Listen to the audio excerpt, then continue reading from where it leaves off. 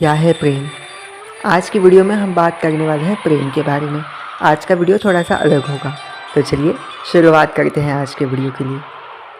जानते हैं प्रेम माँ सीता, माँ जानकी, माँ पार्वती और भगवान शिव की नेत्रों से।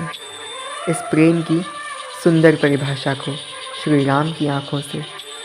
इस कहानी की शुरुआत करते हैं हम उस वक्त से जब भगवान श्री राम को वनवास का आदेश उनकी माँ कैकई से मिला और श्री राम, जो कि इस आदेश से विचलित नहीं हुए थे, परंतु अपनी माँ कौशल्या को मिलने के पश्चात इस आदेश की सूचना अपनी प्रिय सीता की ओर देने जा रहे थे। इस वक्त श्री राम के मुख पर चिंता थी।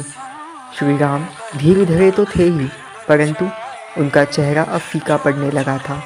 ऐसे वक्त पर जैसे ही माँ सीता ने श्री राम को देखा, वो समझ गई कि कुछ ना कुछ तो गलत अवश्य हुआ है।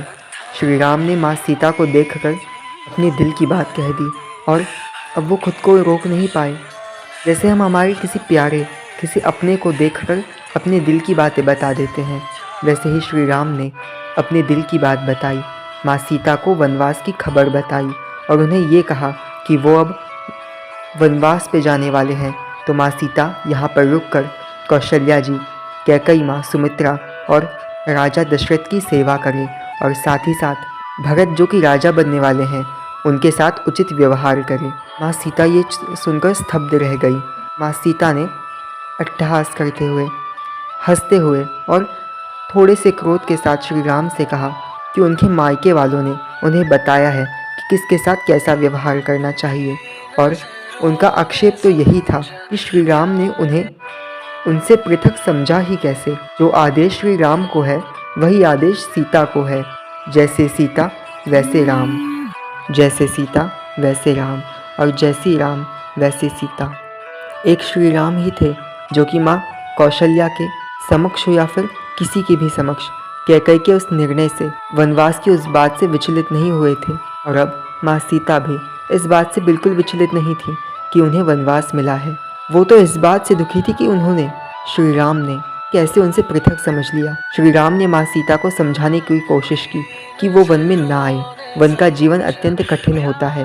अब माता सीता बारंबार श्री राम को बताई और उन्हें कहा कि ना श्री राम और सीता एक दूसरे से पृथक है। जहाँ पर श्री राम है वहीं पर सीता के लिए स्वर्ग है और श्री राम के साथ ही सीता जाएंगी। वो श्री राम को अकेला नहीं छोड़ सकती, और अगर वो श्री राम के साथ जाएंगी तो उनकी सहायता बनेंगी। श्री राम को अलग अलग रास्तों से माँ सीता समझाती। अंततः माँ सीता श्री राम के आलिंगन में लिपट गई। श्री राम को पकड़ के ऐसी रोई कि शायद उन्हें शांत करना मुश्किल था। वो रोते रोते श्री राम से बोली कि वो उनके साथ चलेंगी, और श्री राम ने भी सहमति जताई, क्योंकि सीता माता का निर्णय गलत नहीं था, ये स्वयं श्री राम ने बताया। ये तो हम सभी जानते हैं कि माँ सीता श्री राम के मन की बात उन्हें देखकर ही भाप लेती थी, और वैसे ही श्री राम भी माँ सीता के मन की बात एक क्षण में पहचान जाते थे।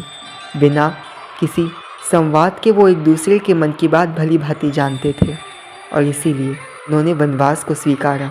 माँ सीता के विश्वास के बारे में, प्रेम के बारे में, ये समर्पण के बारे में हमें एक और जगह भी पता चलता है, जब माता कैकई स्वयं माता सीता के लिए वनवास के कपड़े लेकर आई। अपने हाथों से माता सीता के हाथों में वनवास के वस्त्र सौंपे भरी सभा में, तब जब सभी मंत्री, सभी संतरी, सभी ऋषिगण सभी जानते थे, सभी का मत ये था कि अगर श्री राम वनवास पे जाते हैं तो माता सीता स्वयं यहाँ पर रुककर अयोध्या के राज्य को संभालें। माँ सीता वो तो श्री राम को समर्पित थी, राम से पृथक कहाँ थी सीता। राम ने भी माँ सीता की भावनाओं की, विश्वास की कद्र की। जब माँ सीता के हाथों में वनवास के वस्त्र आए, तब सीता ने आश्चर्य से पूछा कि इन वस्त्रों को धारण कैसे किया जाता है। हमेशा महलों में पढ़ी, महलों में बली माँ सीता ये जानती भी नहीं थी कि वनवास के वस्त्रों को धारण कैसे किया जाए। अब जीवन के आगे के 14 वर्ष उनके वन में बीतने वाले थे। सब कुछ देख कौशल्या माँ, राजा दशरथ रोने लगे, सुमंत्र जी भी रो पड़े। ये सब तो माँ सीता का श्री राम के प्रति समर्पण ही बताता है। इसके बाद भी जब श्री राम और माता सीता वनवास में आगे बढ़ते हैं, तब वनवास के दिनों में सीता वन में ऐसे वितरण करती हैं जैसे कि वो वन नहीं, अयोध्या का कोई उपवन हो, कोई गार्डन हो। ऐसे घने वनों में, जंगलों में वो घूमती हैं, क्योंकि उनका विश्वास है श्री राम पर कि उनके श्री राम उन्हें कुछ होने नहीं देंगे, श्री राम उनकी रक्षा करेंगे।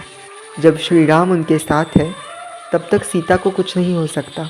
जब तक सीता श्री राम के साथ हैं तब तक श्री राम को भी चिंता की आवश्यकता नहीं।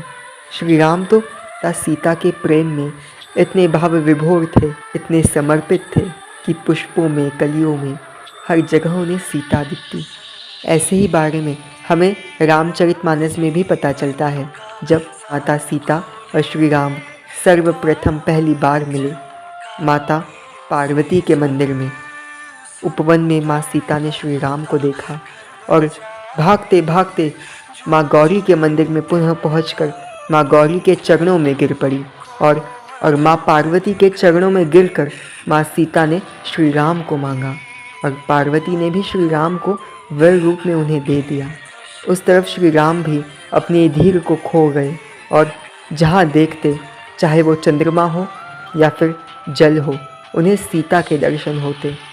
और उनके इसी प्रेम को देखकर कैलाश में शिव और पार्वती अपने प्रेम में नृत्य करते। राम का अर्थ ही है जिसमें सब रम जाए, जिसमें स्वयं शिव भी रम जाए।